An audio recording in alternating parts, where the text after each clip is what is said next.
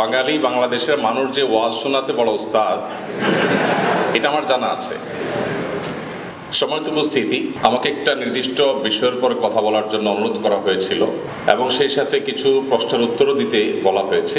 কর্তৃপক্ষের সেই নির্দেশ পালন করে আমি প্রশ্নের উত্তর দেওয়ার জন্য যখন প্রশ্ন ঘেটে দেখলাম যে ফিল্টার করা প্রশ্ন আমার কাছে প্রায় 350 মতো এসেছে।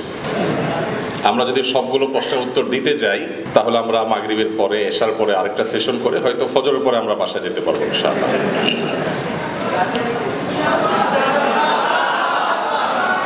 আমি জানি, সেটা আমি জানি। বাঙালি বাংলাদেশের মানুষ যে ওয়াজ শোনাতে বড় উস্তাদ, এটা আমার জানা আছে।